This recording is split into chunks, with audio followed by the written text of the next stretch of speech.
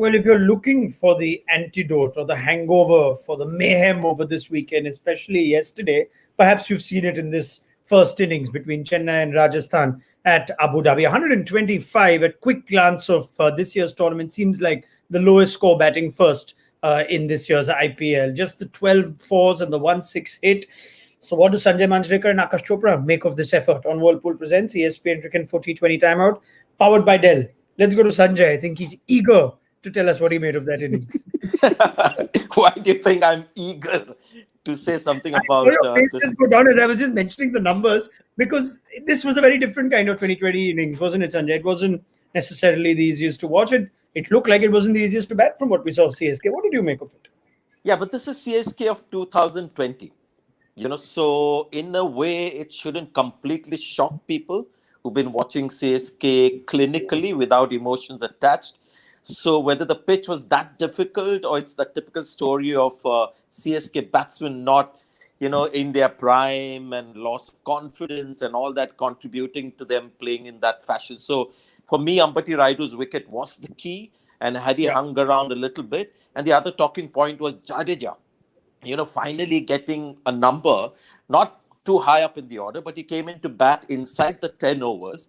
And this has happened to him only 16% of the time in IPL, where he's batted inside the 10 overs. And I thought, this is a great opportunity for Jadeja to prove that he can be this batting all-rounder, that he's not bowling his 4 overs constantly. He did decently, but I thought it was a great chance for him to show that, I can bat at number 5 and be this game changer with the bat and then also bowl a few overs. But I think that was an opportunity missed. Okay, we'll get to the Jadeja conversation more in depth. Let me get Akash's first thoughts on that innings. Why did it look like an innings with, say, the handbrake on, Akash? Was the pitch tough to bat on? That's the first question that you need to ask whenever you see a total of 125 in 20 overs with 5 wickets still to lose. It was a slightly tough wicket, but was it as tough? No. 150 perhaps was par for the course. You would give yourself a chance that if we reach 150, there is a good possibility that with our spin, the ball stopping on the surface a little bit, we'll be able to at least put some shackles on. But at this point in time, you see that you're waiting for the innings to take off, but that takeoff never happens. So from one over to the other, there was one game, I think, where Chennai hit the first 6, I think, after the 15th over. So it's not the first time. What Sanjay is saying is actually correct. It's a correct interpretation of how this team has played thus far. 15th over in one game, that was the first time any team had gone without a 6 for 15 overs. Now you've seen 20 overs with only 1 6 being hit. 120 balls, 125 runs, obviously not good enough. All right, let's put the Jadeja innings in perspective. Sanjay says, what an opportunity, Akash, for Jadeja to really have an impact and play a decent amount of time in what's an otherwise struggling batting unit. He comes off some kind of form, at least few lusty blows in the last game too. Could he have done more for you? Yes, for a simple reason that he was promoted up the order for 2 reasons. One, he's got form. 2, there were 2 leg spinners operating. So in my understanding, he was promoted ahead of Jadhav because Jadhav does not even bowl.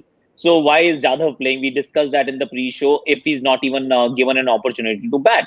So Jadeja coming in ahead of him was only because 2 leg spinners. Ambati Rayudu, who's a good player of spin, was actually struggling a bit, survived the call. DRS obviously came to his rescue. Then he got dismissed. Dhoni was not going after spinners. And that is where you have your left-hander coming in with considerable amount of form. He did not try. He did not go after the spinners. So if you don't go against the spinners, you wait for the faster bowlers to come. And out of those last 4 overs, 2 were to be bowled by a certain Jofra Archer.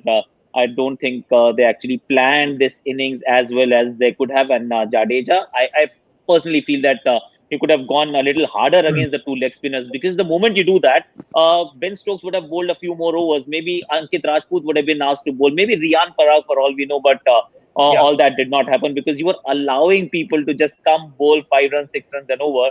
Where is that pressure building? It never built even once. All right, Sanjay, I want you to take some time and give me a thorough analysis of Ravindra Jadeja, the T20 cricketer. There's always a subplot, right? When it comes, oh my, what are you looking for? Right, there is always a bit of a subplot in the Sorry, IPL. there's some kind of audio issues. I can't hear you. I see. Can you hear me in bits and Never mind. All right.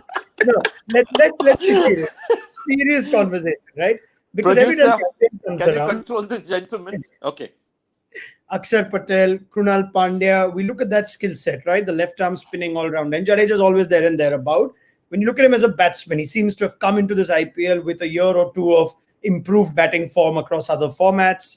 He's clearly made, a statement with the bat in the World Cup, that, and as a bowler as well. But if you just look at the innings from game after game after game in what's a struggling unit, what's your assessment of Jadeja, the batsman? What's holding him back, if that's a fair question? See, as I said, in IPL cricket, he has never had the opportunity to go up inside the 10 overs. And I just looked at, because they're like for like cricketers, Krunal Pandya, how many times has he batted inside the 10 overs? Where you go in and you have to show more than just slogging in the last 3-4 overs, where the bowlers are also under pressure, where you get some nice full tosses, as well as it happened when he got his 30 runs in the last cameo that he played, that there are bowlers looking for Yorkers and you get some freebies. Doesn't happen when you're sort of 3 wickets down batting in the first 10 overs. And Krunal Pandya has batted inside the 10 overs 34% of the time. So Mumbai Indians use him a lot more than any IPL team has done with Jadeja. And as far as bowling is concerned, if you look at how many times he completes his 4 overs, it's quite rarely he completes his 4 overs on a pitch that is not a turner. So he completed a lot of his 4 overs quota in Chennai. But this season, I doubt whether he's completed his 4 more than one time. So obviously, you've got to now start looking at him as a batting all-rounder. And that is why my focus was today on Jadeja. And just to answer your question, I feel Krunal Pandya, you saw him in the last game as well. When he goes in early at number 4 and 5, he takes on the spinners, he takes a few risks and makes a little bit of an impact in the middle of the innings.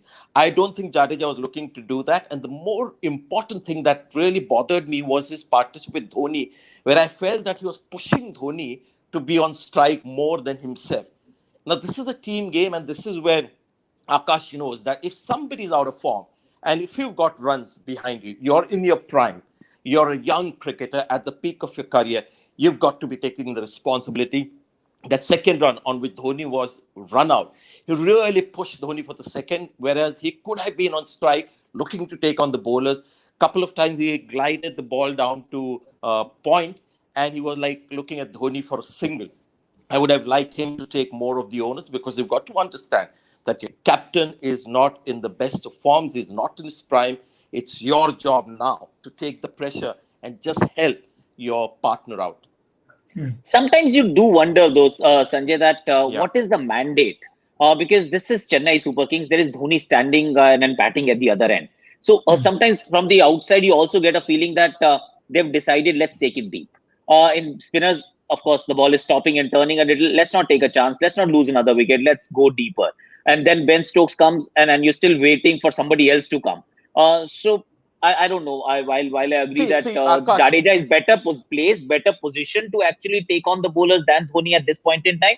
But sometimes with Chennai Super Kings, you also get a feeling that they're just pushing it too deep for actually it's too much for them to even rescue beyond a point, and that's exactly what happened today. I think they've realized by now that that policy and that tactic isn't working. And there are a lot of teams who have gone with, get the runs now. Who knows what's going to happen later? And those teams are the ones that are doing well. So, you're right. The 2 spinners that they were allowed to complete their 4 overs at minimal cost was where I think CSK was unable to imagine a score that would, put some pressure on the opposition. And let's not forget the Jofra Archer contribution in that score as well for CSK, because he had a terrible night in the field. All right, that's for Jadeja. Now the other conversation on Dhoni, right? Different approaches have been seen, right? I'll go to you first, Akash, then Sanjay. Change of approach in the middle, when he in fact mentioned after one game, maybe we should just try and go for it. And we saw that last couple of games, went for it, fair credit to him, and then got dismissed. Tried the other thing today. After 7 or 8 innings now, quite a few for Dhoni. It looks like setting himself in doesn't quite give you the tee off at the end that we're so used to seeing. Going quickly ahead isn't resulting. Is this just a batsman very near towards the twilight of his career, or is there a way that we can see something more of Dhoni? So you're talking about Dhoni. So again, you never say never. You Hmm. might still see one Dhoni flourish before this tournament ends, and that's who he is. He has spent enough time, but since he has spent enough time on the pitch, you also know that he's not the guy who's at the top of his prowess, his powers. He is trying different things, and sometimes slightly out of his character, because his rule book always mentioned that take the game deep, and you can trust your abilities to take any bowler on in the last 2 3 overs. He tried that initially, it did not work out. So he tried a different tact, it did not work out. Today, I think once again they were just reading the conditions and understanding that these are tougher conditions. It is not a 170 pitch. We need to get to 150 somehow, and this is the best approach possible.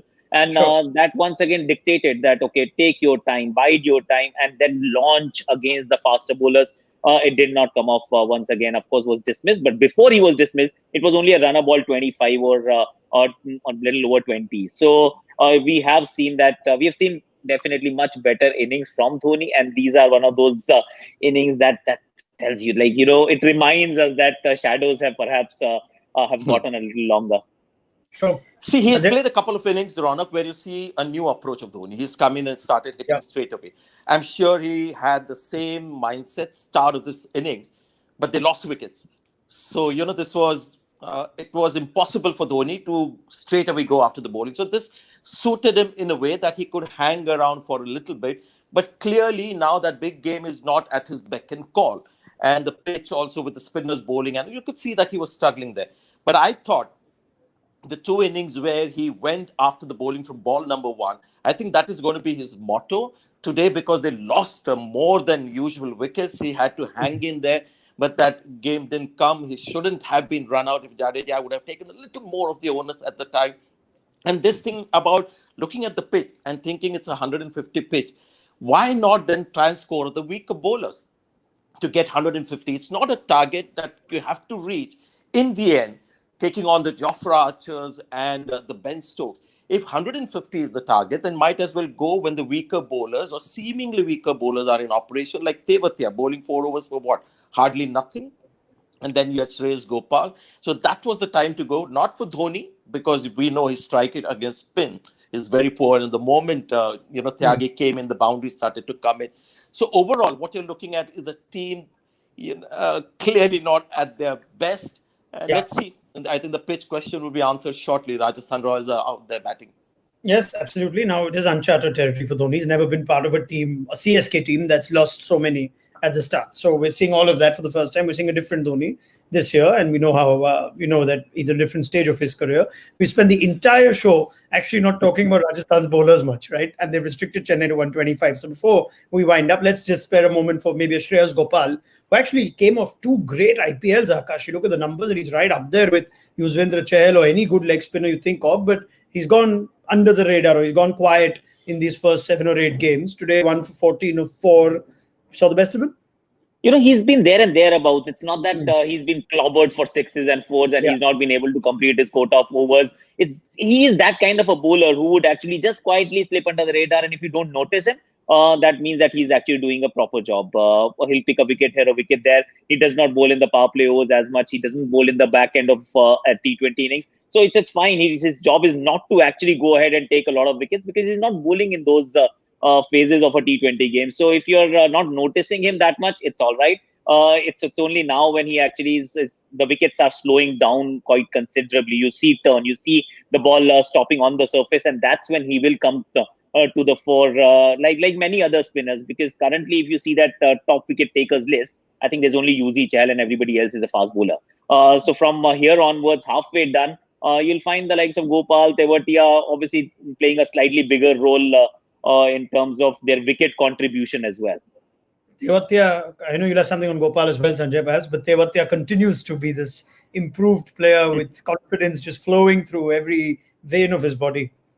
Yeah, that's the bigger story. Because, people like Shreyas Gopal, M. Ashwin, I admire these cricketers. They are not superstars, but they play among superstars in a high-pressured environment and do really well. So unless the batsman really goes after them and has a good night, they go for a run. They rarely bowl badly. So Gopal is a wonderful cricketer. Tewatia is the biggest story, really. I mean, this guy in the field as a bowler now completing his 4 overs more often. just goes to show, what confidence can do to a cricketer. And I'm so happy for him, and also all those people watching sport should take this as a lesson. Just a little infusion of confidence can do wonders to a cricketer. All right, brilliant. Just 32 conceded with the 8 overs bowled by leg spin by the Rajasthan Royals. Yeah. They're already off to 9 now on that first over. Akash would only be thinking, damn, I should have played both my leg spinners today.